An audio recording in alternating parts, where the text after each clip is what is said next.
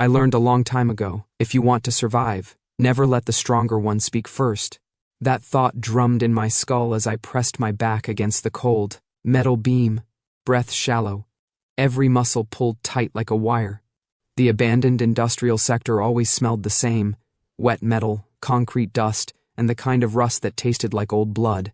Fitting, considering my tongue was already coated with that taste. Not from an injury, just hunger. Days of it. My legs trembled, not from fear. Fear had been burned out of me years ago, but from exhaustion. I'd run too far, slept too little, eaten nothing but adrenaline and spite. The floor hummed, barely, a vibration so faint most people would miss it. But not me, not someone trained to feel danger through the soles of his feet before it even had a shadow. Patrol. I let my eyes slip closed for a heartbeat. Laboratory light flashed behind my eyelids, white, sterile, humming. A number on skin, footsteps behind a locked door. Commands. Evaluations. Words like asset and failure. I opened my eyes again. I wasn't there anymore. And I wasn't that boy. A beam somewhere above creaked. A shard of broken glass rattled across the concrete. Then, footsteps. Measured. Heavy. Confident. Not the scattered rhythm of city betas. This was someone who knew how to walk without wasting movement. Someone who could break my neck before I finished blinking. I slipped behind a collapsed support pillar, silent as breath. Then he stepped into view. A tall man, broad shoulders framed by the cracked doorway, light from the broken lamp above catching on the sharp planes of his jaw. His uniform was dark, unmarked, practical. His presence, disciplined, steady, no anger rolling off him, no aggression scent, no testosterone-fueled swagger, just a wall of calm control that made the air feel colder. He scanned the room once, and his gaze landed exactly where I hid. Damn it, you're on restricted territory. His voice was low, rough from disuse rather than hostility. I straightened slowly, stepping out from behind the debris with a crooked smile. I'm on free territory. Or is that not what they call it anymore? His brows twitched, just a millimeter, but I caught it.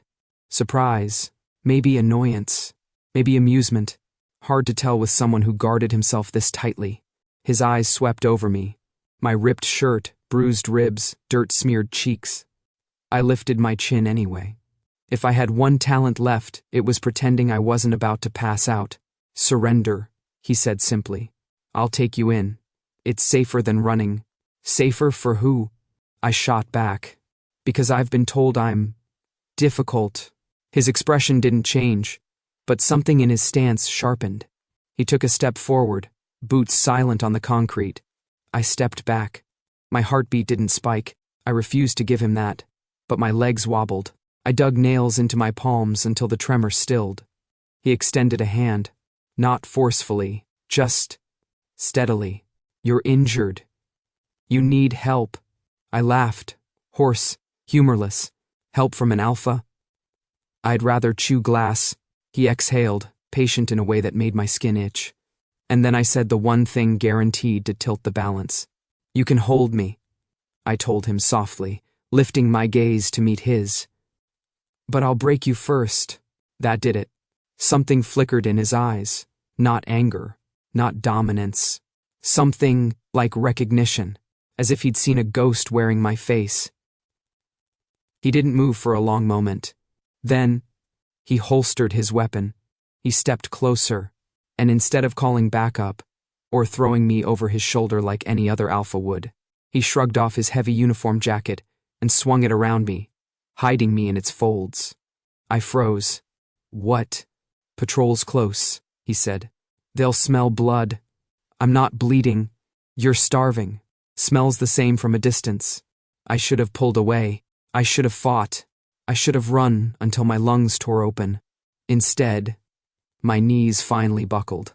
He caught me before I hit the ground.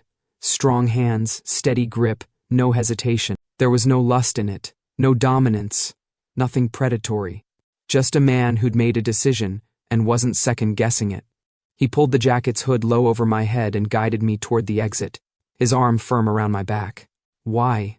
I rasped, unable to stop myself. He didn't look at me. Because you weren't afraid. I snorted weakly. Mistake on your part. Maybe, he said, but I'll take responsibility for it. And just like that, he led me out of the rusted graveyard of metal and ruin, carrying me not like a prisoner, but like someone he'd already decided to keep alive.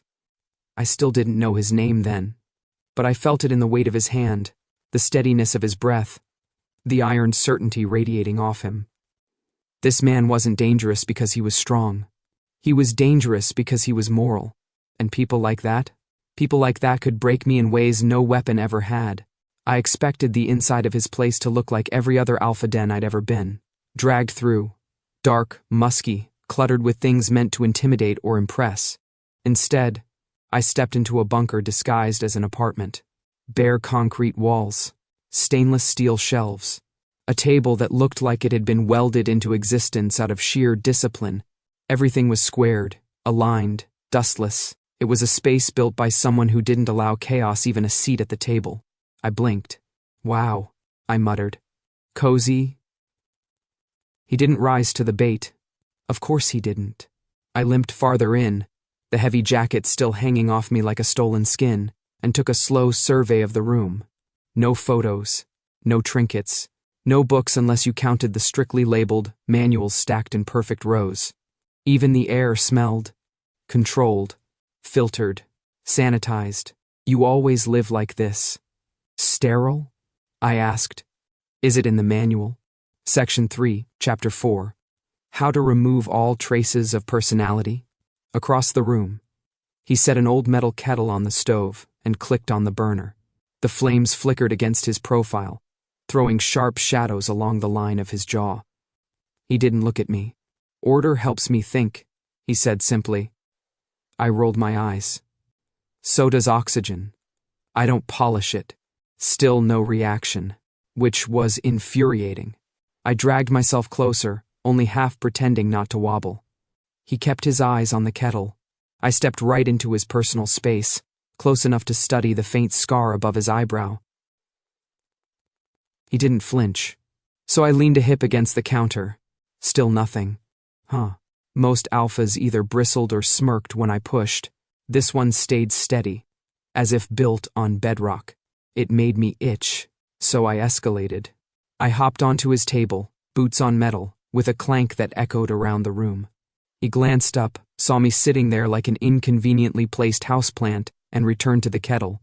That was it. That was the whole reaction. I could break your carefully curated aesthetic, you know, I said, swinging my leg. One accident, and poof, table scratched. Symmetry ruined. Entire world collapses. Please don't scratch the table, he said, not unkindly. Something in his tone, quiet, earnestly polite, hit me harder than dominance ever had. He wasn't trying to control me. He wasn't threatened. He simply preferred his order. It unsettled me down to the bone. I reached for a metal compass-like tool hanging above the counter, a piece of equipment I didn't recognize. I spun it in my fingers. His head turned, finally. That's sharp. Good. So am I said, twirling it once more before setting it back. Don't worry, I'm not planning a murder, yet. He let out the faintest exhale, almost amusement. Almost. And then, as he turned away, I brushed my thumb over my wrist. Thin scars. Pale. Old. The exact width of lab restraints. They tingled beneath my touch, as if remembering the cold metal. I curled my hand into a fist before he could see. Sit, he said behind me. I am, I retorted from the table. I meant, on a chair. So specific. Fine. I slid down and limped to the metal stool he pointed at, deliberately scraping it against the floor just to hear his reaction. He didn't give me one. He poured hot water over tea leaves with the same precision he had for everything else. Then he leaned against the counter, arms crossed, not imposing, not looming, just present. House rules, he said. If you're staying here, they matter. I tilted my head. Staying? I didn't sign anything. You walked in. Dragged in, I corrected. He nodded as if conceding the point. Rule 1, don't touch the weapon rack. I snorted.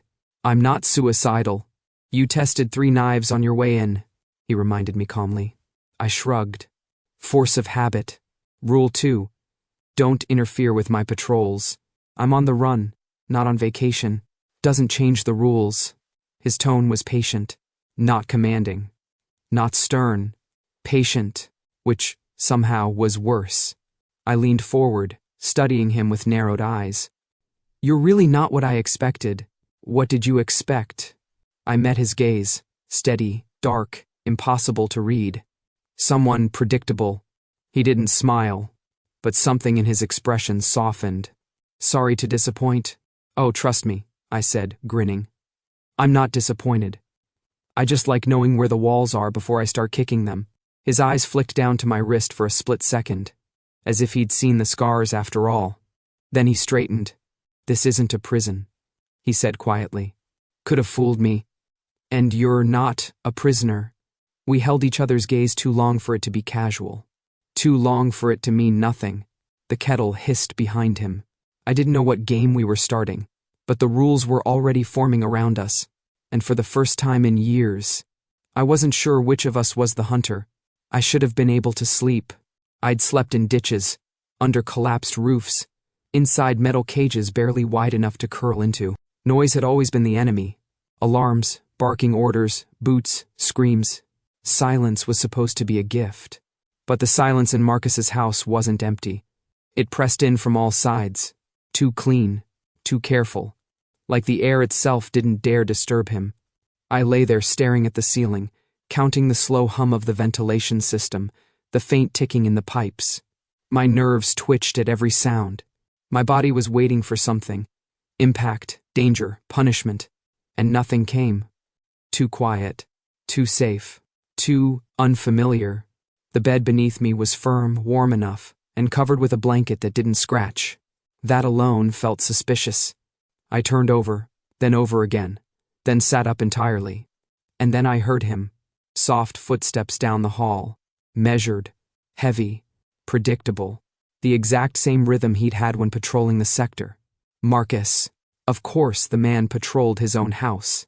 I slid off the bed, my bare feet silent on the floor, and cracked the door open. The hallway was dimly lit, one single lamp casting a warm golden halo that barely reached the walls. Marcus moved like a shadow inside it. Broad shoulders, controlled posture, eyes sharp even at midnight. He saw me instantly. Can't sleep? He asked. I stepped into the hallway with a sigh. You always patrol the bedrooms of your guests, or am I getting special treatment? You're the first guest who might escape through the ventilation shaft, he said without turning his head.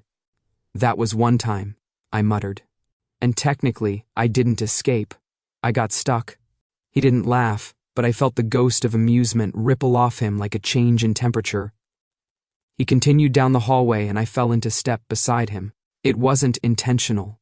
It just felt easier than going back to the suffocating quiet of the room. Why aren't you sleeping? I asked. He shrugged. Habit. From what? Service. Patrols. Long nights. Another pause. Long years. I studied him from the corner of my eye. There were lines on his face. Not age exactly, but wear. The kind that didn't come from time, but from weight. He hesitated before adding, Sleep doesn't come easily anymore. Lucky me, I said dryly. I hack into your insomnia schedule. This time he glanced at me. You're not a burden, Leo. I wasn't sure whether that irritated me or disarmed me. Maybe both. We reached the kitchen. The low light made the metal surfaces glow softly, less like a bunker and more like a quiet outpost in the middle of nowhere. Marcus gestured to a chair. Sit. You always command people to sit. No. I raised an eyebrow. You're the first. That did something strange to my chest. The kettle came on again, its familiar hiss filling the space between us. Marcus worked silently, precise as always. Tea leaves, hot water, careful pouring. Watching him felt like watching a ritual he'd perfected just to keep himself anchored. Marcus, I said finally, voice low, why didn't you turn me in? He paused, but only for a second. Then he set the kettle down, and leaned his hands against the counter. "When I found you," he said, "you looked alive." I blinked. "And? Not dangerous. Dangerous." That word usually followed me like a shadow, a label, a warning. Alive, though. No one had ever said it like that, as if it mattered. For a moment, I forgot how to breathe. Marcus continued, unaware, or maybe aware and unwilling to let it change his tone. "Most people I detain, they don't fight to stay conscious, or to stand, or to look me in the eyes. You did all three." "That doesn't sound like a compliment." "It's not," he said simply. "It's an observation." Somehow that was worse. I leaned back, studying him. "You don't know much about Omegas, do you?" He shook his head. "Only protocols, regulations, patrol orders. Nothing about people. So you admit you rescued one without knowing what he was," I said, pointing at myself. "I didn't rescue you," he said, pouring the tea into 2 cups. "I made a choice, and you're sticking to it?" He placed a cup in front of me. "Yes." The steam curled between us, warm and steady. I wrapped my hands around the cup, more for the heat than the drink. Marcus watched me, not with suspicion, not with dominance, but with a quiet attentiveness that made my shoulders tense. He wasn't faking it. He wasn't pretending. There was no mask on him to read or dismantle. And that was terrifying.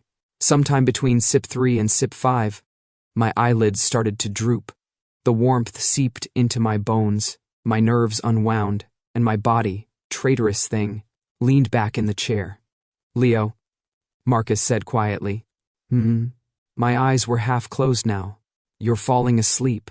"No, I'm not," I murmured. The next second, I was out. I didn't remember slipping. I didn't remember slumping sideways. All I knew was that when consciousness flickered back, I was being lifted, carefully, steadily, his arms warm around me, my cheek pressed against his shoulder. I should have protested. I should have twisted away. I should have done anything but melt into the hold. But it had been so long since anyone had carried me without hurting me. He placed me back in the bed, gently, absurdly gently for someone built like a reinforced wall, and pulled the blanket over me. As he stepped back, I forced my heavy eyes open. "Don't," I muttered. He paused. "Don't what?" "Don't stop." Watching. A beat of silence. Then, soft as a promise, "I won't." And finally, sleep took me, not because I felt safe, but because someone was awake, keeping the danger away. Morning in the restricted sector always felt like waking up inside an unfinished machine. Wind rattled loose metal sheets, old wiring buzzed inconsistently overhead, and dust rolled across the cracked asphalt like fog that couldn't commit. Marcus stepped out of the house with that same steady stride he had everywhere else. I, on the other hand, stumbled after him, pulling his oversized jacket around myself against the chill. "Remind me again," I said. "Why exactly am I awake at this hour?" "Because I'm not leaving a questionable find alone in my home," Marcus replied without looking back. "Questionable?" I scoffed. "I'm offended.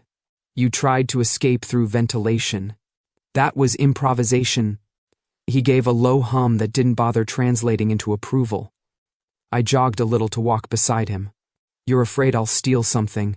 Your interest in my kitchen tools suggests you might," he said. "But mostly what?" I pressed. "Mostly. I'm afraid you'll set the house on fire." I placed a hand on my chest. "Steal your tea kettle?" "Maybe." "Arson?" "I have standards." "Do you?" he asked. "Not high ones," I admitted. He didn't smile, but the corner of his mouth twitched. Barely. A shift so small I might have imagined it, except I didn't. Marcus was not the type to twitch unless the universe forced him. We walked the patrol path, long fences stretching into the distance, old, hangars standing like metal skeletons, exposed wires humming overhead. The whole zone felt forgotten by everyone except those assigned to watch it. A ghost of the city, kept alive only through routine and stubbornness. I kicked a small rock, watching it clatter against the fence. "Thrilling morning entertainment." Marcus glanced at me. "If you're bored, I can give you something to carry." "Absolutely not." He was about to respond when I felt it.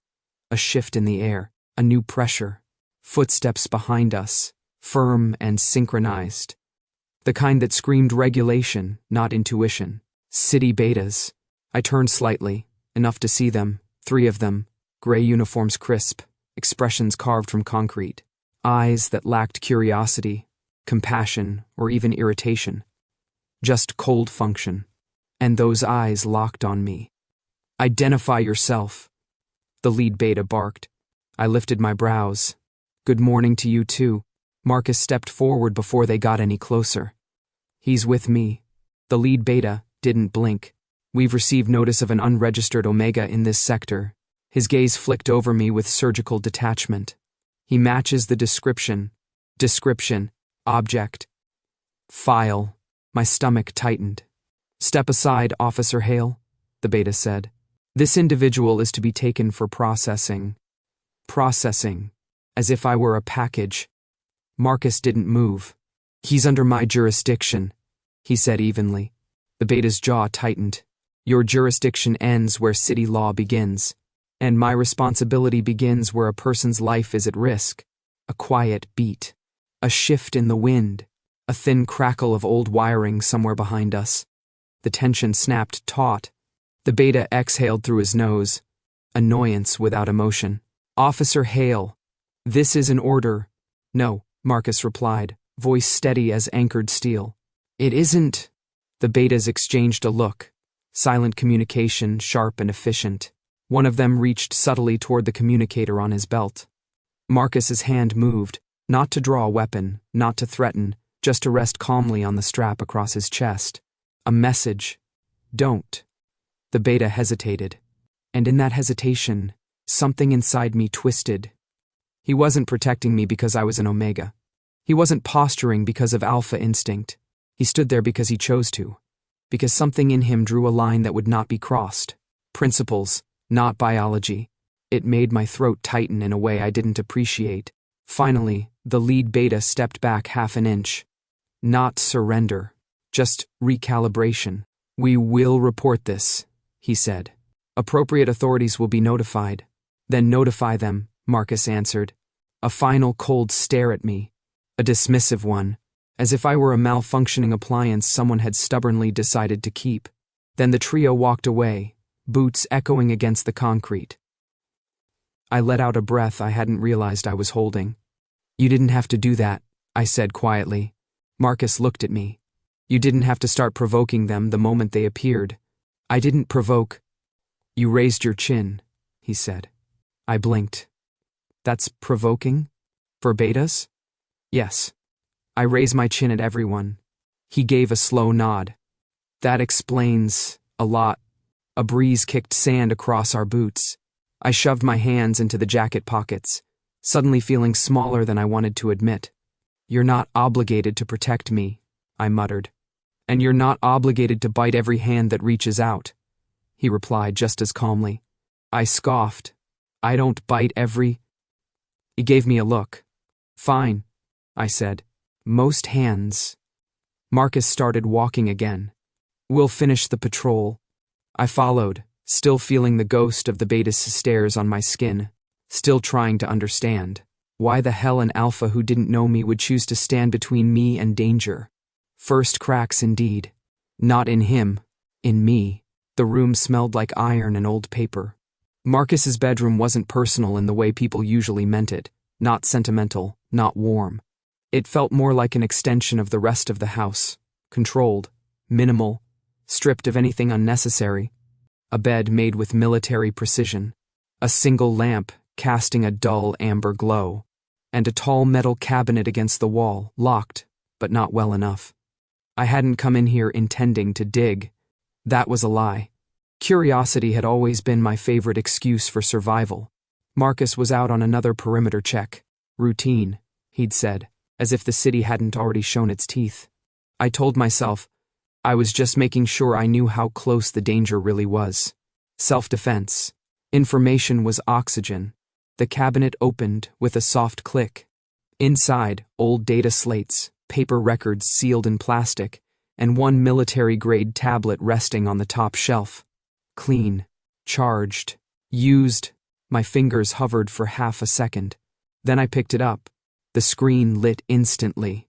Operational logs, clearance numbers, unit designations.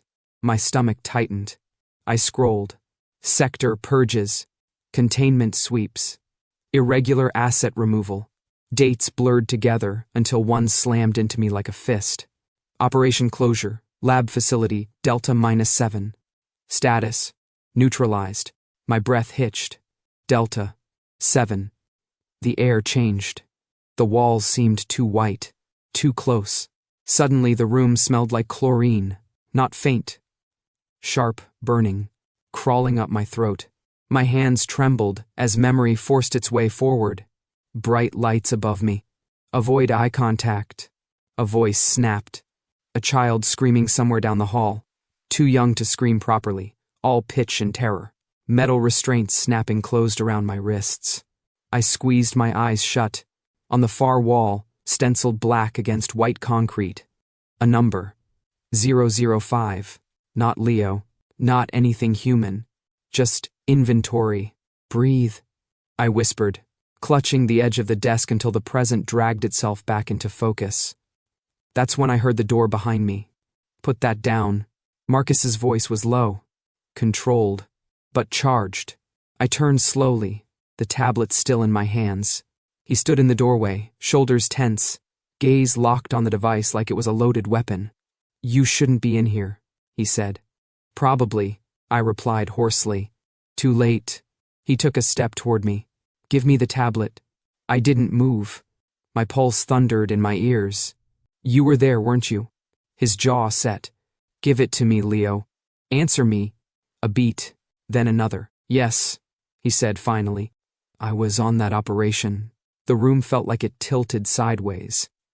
My laugh came out sharp and broken. So that's it. He frowned. That's it for what? I held up my wrist, turning it so the faint scars caught the light. You killed people like me. For the first time since I'd met him, Marcus's composure cracked. No, he said immediately. I carried out orders. Same thing. I didn't know, he said, louder now. I didn't know there were children in those facilities. Children. Something twisted in my chest. You burned the place down, I said quietly. Do you know what that smelled like? Chlorine and flesh. Do you know what that sounds like when the doors lock? He stared at me, silent, eyes dark with something that wasn't anger. I thought they were weapons, he said. We were told they weren't people. They were assets. Failed experiments. Threats. Assets. My hands shook as I slammed the tablet onto the desk. So, you didn't kill children, you just destroyed things. That's not what I'm saying. It's exactly what you're saying, I snapped. You made it easier for yourself by not asking questions. The words hung between us, ugly, sharp, undeniable. Marcus dragged a hand over his face, exhaustion bleeding through the cracks of his discipline. I followed commands. I believed the reports, and I believed I was worthless enough to deserve it, I shot back. Silence swallowed the room. He didn't defend himself again. Didn't deny it. Didn't soften it. Instead, he met my gaze, and for the first time, I saw the full weight of what he carried. Not guilt. Responsibility. I can't undo what I was part of, he said quietly. But I can acknowledge it. The lamp hummed softly between us. I wanted to scream, to break something, to break him. Instead, I felt that old pain settle deep in my bones, the familiar ache of knowing the truth too late. He'd touched my past, burned it, and never even known its name. Rain turned the windows into blurred mirrors. Water streaked down the glass in uneven lines, streetlights outside stretching into shapeless halos. The house felt smaller at night like this, no longer a bunker, but a waiting room. For something inevitable, the newsfeed murmured softly from the wall screen. Authorities continue the search for an unregistered Omega, referred to as a rogue asset. I froze halfway through pacing the room. Rogue asset. The words slithered under my skin, cold and familiar. My ribs tightened, breath hitching before I forced it back down. The screen displayed a blurred image of a figure caught on a surveillance cam. Hood low, posture tense. Me. No face. No name. Just a shape, labeled object of interest. The individual is considered unstable, the announcer continued. Citizens are advised to report any sightings. The screen went dark. Marcus stood near the doorway, jaw clenched, arms crossed. He hadn't moved to turn it off quickly enough to pretend I hadn't heard. They found you, I said. Yes, he replied. Faster than I hoped. So that's it, I said lightly, though my stomach churned. The hunt begins. Marcus's gaze drifted to the windows, to the rain-soaked city beyond. This makes me complicit. You already were, I said, then softened the blow a fraction. With me, I mean. He glanced at me. No denial this time. I paced again, restless, thoughts colliding. I'd lived long enough under systems to know what came next. Pressure, surrounding, elimination. You can still walk away, I said. Hand me over. Say you had no idea. They'll believe you. They won't, Marcus said evenly. Marcus, I didn't turn you in when I found you. I didn't comply this morning. That window closed already. I swallowed. The rain grew louder, drumming against the roof like a countdown, which was exactly why I made my decision. I waited until Marcus retreated to check the perimeter again, long enough to know he'd be focused. Then I moved quietly toward the door, pulled his jacket tighter around myself, and reached for the window latch. Cold air rushed in. I eased myself onto the sill, bare feet against concrete, rain splashing my ankles. Going somewhere? I flinched. Marcus stood in the doorway, eyebrows raised slowly in disbelief. His gaze dropped, deliberately, to my feet. Seriously? He said. I'll leave quietly, I whispered. You're barefoot. I didn't want to wake you. His stare flattened. You are standing in the rain, on concrete, with a temperature just above freezing. I'll manage. You'll get pneumonia. I've survived worse. He walked over and, without touching me yet, gestured back inside. Get down. No. Leo, there was irritation in his voice now, sharpened by something else. Concern. And that somehow annoyed me more. I won't be your problem, I snapped quietly. If they trace me here, they already will, he cut in. You leaving barefoot into the night won't protect me. It might buy you time, and cost you your life. We stared at each other, rain threading between us. Finally, he stepped closer and wrapped a hand around my wrist. Not tight, not restraining, just firm enough to ground me.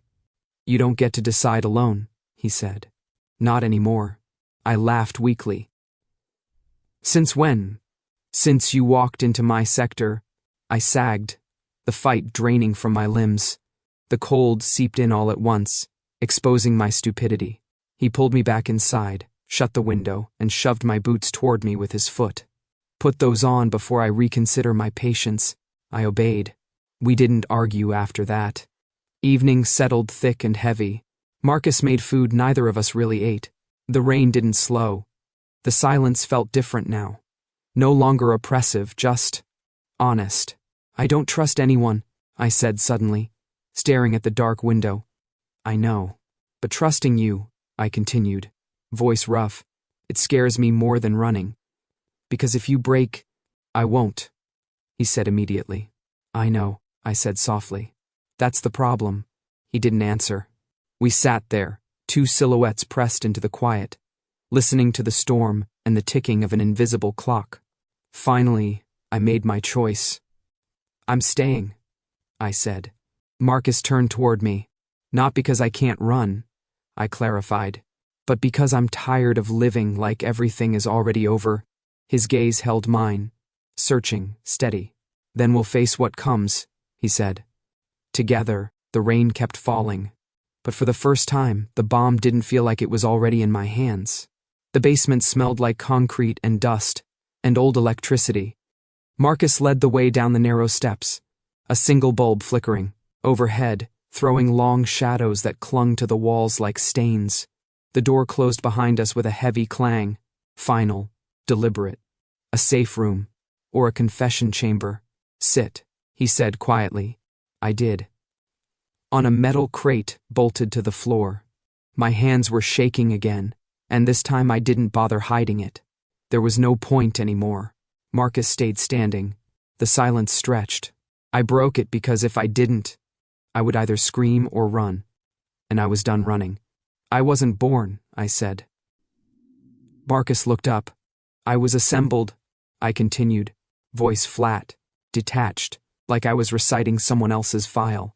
Genetic selection, hormonal manipulation, controlled gestation. They didn't want omegas who needed protection. They wanted omegas who could hold territory. His jaw tightened. They taught us to fight before they taught us to read, I said. Pain thresholds, obedience tests, tactical drills. If you failed, you disappeared. The bulb hummed overhead. I was number 5, that's what they called me, not Leo. 5. Marcus breathed out slowly. I learned early that fear made them curious, I went on. Curiosity led to adjustments. So I stopped being afraid, or at least I stopped showing it. My throat tightened, but I forced the words through. They decided I was defective, too independent, not imprinting correctly, too difficult to control. I laughed, sharp and broken. Funny how that keeps coming up. Marcus's hands curled into fists at his sides. They marked the lab for closure. For cleanup. I looked up at him then. They said we wouldn't feel it. The world seemed to tilt. I remember fire, I said quietly. Alarms, restraints locking instead of opening. A kid in the next room screaming because his door didn't unlock fast enough. My nails dug into my palms. I don't remember escaping. Just crawling, smoke, a service vent that wasn't sealed properly. I passed out before the perimeter. Silence swallowed the room. Marcus stared at the floor like he was seeing it for the first time. That operation. He began, then stopped. I stood up. You were there, I said. Not a question. A statement carved in certainty. He didn't deny it. Yes. The word hit, like a gunshot. Something in me snapped. Not loudly, not violently. Just finally. You were part of my death. I shouted, the sound tearing out of my chest before I could stop it. You stood there while they burned us. You followed orders while they erased us. I didn't know, Marcus said hoarsely.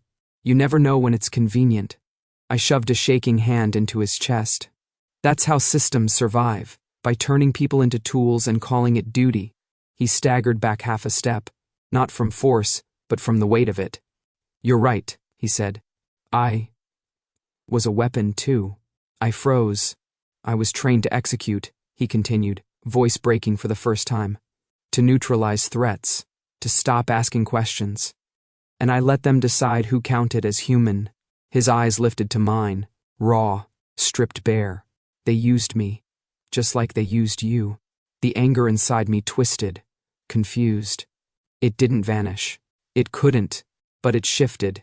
Target wobbling, no longer so clean. I can't undo what I did, Marcus said. But if I was part of your death. He stepped forward, stopping just short of touching me.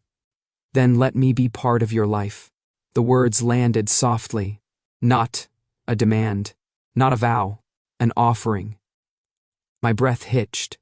I wanted to tear it apart, to refuse, to tell him it was too little, too late.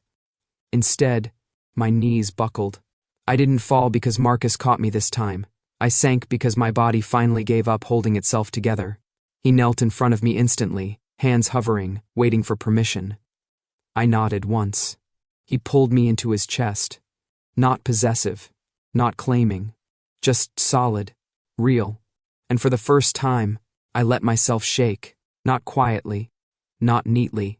I pressed my forehead into his shoulder and cried, silent at first, then shuddering, years of restraint cracking open all at once. I hated it. I needed it. Marcus didn't speak. He just held me. I survived, I whispered, the words rough against skin. And I don't know what to do with that. Then we'll learn, he said. Together, or apart. Your choice. My fingers curled into his jacket. That was the difference. Not ownership. Not fate. Choice. I pulled back slowly, meeting his eyes. You don't get forgiveness, I said. I don't expect it. But you get the truth, I went on. And my trust. For now. He nodded. That's more than I deserve. Probably, I agreed weakly. The bulb flickered overhead again. The walls didn't close in this time. And somewhere between the person who had burned my past and the one who now steadied my present, something fragile and dangerous took root. Not love. Not yet. But trust. And trust, I was learning, was the bravest thing I'd ever survived. The first siren cut through the night like a blade. Red lights flared across the sector, washing the rain-soaked concrete in pulses of warning. Somewhere nearby, an old alarm system screamed itself awake after years of silence, metal shutters rattling, speakers crackling with distortion. They're here, Marcus said. I was already moving. Too obvious, I muttered, scanning the perimeter through the cracked window. They're sealing the main access points first. That's standard protocol, Marcus replied, pulling a weapon from the locker. And that's why we're not going that way. He paused just long enough to look at me. Leo. They think like administrators, I said quickly. Forward paths, predictable exits, sweep and capture. If I were them, I'd never expect. I grabbed a piece of chalk from an old crate and sketched a rough layout of the sector on the concrete floor. Tunnels, maintenance shafts, collapsed routes only someone trained would recognize as usable. We go down, I finished. Then sideways. Then up. Marcus stared at the map. Then he stared at me. You planned this before, he said. Not this place, I answered. But places like it. Another siren wailed, closer this time. Marcus exhaled sharply and nodded once. You lead. The rain turned savage the moment we burst outside. Searchlights cut through the darkness, beams slicing between hangars. Figures in gray moved fast and efficiently, boots splashing through puddles, weapons raised. We ran. I took them through a gap in the fence barely wider than my shoulders, then down into a half-collapsed service corridor. Sparks flew from exposed wiring above us, alarms echoing through concrete like the sector itself was panicking. How do you know this way? Marcus shouted over the noise. I told you, I said, vaulting over debris. I wasn't built to die quietly. We burst out into an open yard, just as a drone swooped overhead. I dove, dragging Marcus down with me as its spotlight swept inches from our heads. Next time, he growled. Warn me before improvising. You kept up, I shot back. Be proud. Gunfire cracked. Pain exploded in my side. I didn't even feel it at first, just warmth, spreading beneath the jacket. Then my legs gave out. Leo. Marcus spun, catching me before I hit the ground. I winced. Okay. Small problem. You're bleeding, he snapped. Minor. I lied unconvincingly. Minor does not look like that. Searchlights converged. Shouts echoed closer. Marcus didn't hesitate. He hoisted me up. One arm locked around my waist and ran. He smashed through a rusted maintenance door with his shoulder, plunging us into darkness. My vision blurred, rain mixing with sweat and blood. We stumbled through a maze of broken passages, Marcus half dragging, half carrying me now. Every jolt sent white-hot pain tearing through my ribs. I clenched my teeth. You know, this is very dramatic. Shut up, he growled. We reached the final barrier, a half-crushed gate leading to the outer road. Almost there, I gasped. Almost didn't count. A final explosion rocked the sector behind us, alarms screaming their last warnings. Marcus shoved the gate open with a roar of effort and hauled me through just as it slammed shut again. We collapsed under a drainage overhang, rain pounding down in sheets. For a moment, the world narrowed to breath and pain. Then Marcus rounded on me, eyes blazing. You said you knew how to hide, he shouted, gripping my jacket. Not how to bleed out. I coughed, a laugh breaking through the pain. Didn't want to ruin your evening. He stared at me like he might kill me himself just to make a point. Then his hands tightened, not angry, shaking. I almost lost you, he said quietly.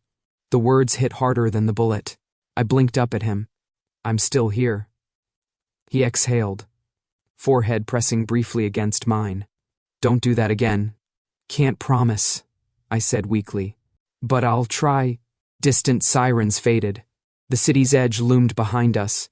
Dark, open, free. Marcus adjusted his grip, lifting me again despite the rain, despite the blood. "We're getting out of here," he said. And for the first time since the alarms began, I believed him. Not because I trusted the roads, not because I trusted my body, but because I trusted the man carrying me forward, away from fire, away from cages, away from everything that tried to erase us. Sometimes falling was just the beginning of rising, and together we crossed the line out of the ruins. The house creaked, like it was breathing. It stood just beyond the city limits, swallowed by trees and neglect, its roof patched with rusted sheets and stubborn hope. Marcus kicked the door shut behind us, blocked it with an overturned table, and helped me down onto a narrow bench near an old cast-iron stove. Warmth hummed from the fire inside. Dry heat. Real heat. I hadn't realized how cold I was until then. "Don't move," Marcus said. "I wasn't planning on dancing," I muttered. He shot me a look and knelt in front of me anyway, already pulling supplies from his pack. Clean water. Bandages. A compact med kit used enough times that it knew his hands. He cut the fabric away from my side with precise movements. I hissed. "Easy. You were shot." I noticed. "Then don't joke." His voice was sharp, clipped, almost angry, but his hands were gentle, steady as a surgeon's. He cleaned the wound carefully, jaw clenched so tight a muscle jumped beneath his skin. I watched him through half-lidded eyes, the exhaustion finally dragging me down. "You always get like this?" I murmured. "Focused. When someone bleeds?" He replied. "Yes." He wrapped the bandage snugly, tested it once, then again, making sure it held. "There," he said. "You'll live." "Disappointing," I said faintly. He snorted, actually snorted, and that was new enough to make me smile. The stove popped softly. Dust drifted through the warm air, settling slower than rain. I leaned my head back against the wall. "When I was little," I said suddenly, "I was afraid of the dark." Marcus glanced up, but didn't interrupt. "They turned the lights off as punishment," I went on, eyes unfocused. "Said fear improved conditioning. I learned to keep my eyes open so I wouldn't imagine worse things." My fingers fidgeted with the edge of the blanket he'd thrown over me. "And I hate the word number," I added quietly. "Anything that sounds like it. Serial, unit, asset." He was very still now. I swallowed. I wanted to sit somewhere and drink tea because I felt like it. Not because it was scheduled. Not because someone allowed it. Marcus stood slowly and handed me a chipped mug. Steam curled up between us. "Tea," he said. No order. No condition. I took it with both hands. The warmth seeped into places I hadn't realized were still frozen. "You're doing it again," I said softly. "Doing what?" "Treating me like a person." A corner of his mouth lifted before he could stop it. Not a smirk, not restraint, a real smile. It startled both of us. We sat there in silence after that, not an uncomfortable one. Just two people listening to the fire, the wind outside brushing against the walls like it meant no harm. Eventually I slumped sideways, too tired to sit upright anymore. "You know," I murmured, eyes drifting closed, "you still broke first." Marcus huffed. "I didn't. You let me stay." "That was strategic." "You carried me." "Necessary." I cracked one eye open. "You care." "That did it." He sighed, long and quiet. "If that's breaking, then yes." I smiled faintly. "Told you." He stood, adjusting the blanket around my shoulders. "If I'm broken, then fix me. Only if you stop pretending you were never cracked." A pause. Then, softly, "Deal." Sleep tugged at me again. Heavy, earned. As I drifted off, I realized something with distant clarity. This wasn't safety built on walls or locks or distance. It was safety built on being seen. And for the first time, I knew which side I belonged on. The side of the living. I woke up without flinching. No sharp breath. No jolt of panic. No split-second inventory of exits, threats, shadows. Just light. Soft morning light spilled through the cracked window, resting on the wooden floor like it had nowhere else to be. The air smelled warm. Dust. Firewood. Something bitter and comforting drifting in from the next room. Coffee. That alone felt suspicious. I lay there for a moment, testing the feeling, waiting for the delayed fear to kick in. It didn't. My body still ached, bandages tugging faintly when I moved. But the pain was honest, present.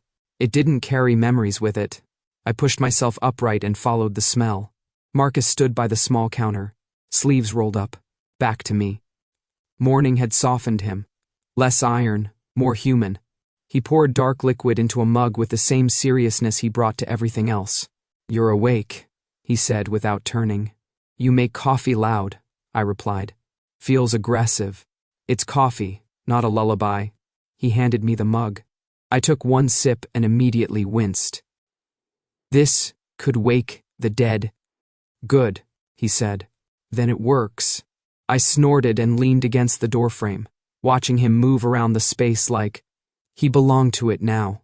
Like he wasn't just guarding a place, but living in it. "That was my mug," I said. "You used it yesterday. I was drugged by exhaustion." "I consider that consent." We stood there in ridiculous silence, the kind that belonged to people who'd survived, something together, and hadn't figured out what to call each other yet. Outside, the wind moved through the trees gently. No sirens, no alarms. Eventually, Marcus spoke again. "This place isn't permanent," he said, "but it's far enough." "Off-grid," I nodded slowly. "They won't stop looking." "No," he agreed, "but they'll slow down. Systems are bad at chasing what doesn't behave as expected." "That checks out." He leaned against the counter, meeting my eyes, really meeting them, not scanning or evaluating. "When you're ready," he said, "I can help you disappear. Documents, routes, places where no one will use numbers instead of names." The offer hung between us, heavy, clean. "And if I don't want to disappear?" I asked. "Then you don't," he said. "You choose something else." The word choice landed softly, but it hit deep. I wrapped my hands around the mug, letting the heat steady me. "I don't know what I want yet," I admitted. "I've never been allowed to want things." "That's fine," Marcus said. "You don't have to decide today." He slid a second mug onto the table, then pushed it slightly toward me, not as an invitation, not as a claim. Just shared space. Freedom, I realized, wasn't a dramatic moment. It wasn't running or fighting or breaking chains. It was this, a choice offered without expectation. I took another dangerous sip of coffee and made a face. "If I stay," I said, "we need to talk about your brewing methods." "If you stay," he replied calmly, "you're welcome to make your own." I smiled. Not sharp, not defensive, real. "I'll stay," I said. He didn't react right away, just nodded, like he'd been prepared for either answer. "Then we start small," he said, setting the mug fully in front of me. "Freedom begins with small decisions." I closed my fingers around the cup. Warm, solid, mine. And for the first time, the name that rose naturally in my chest didn't feel borrowed or assigned. It felt chosen. I am no longer number 5. I am Leo. And for the first time, I chose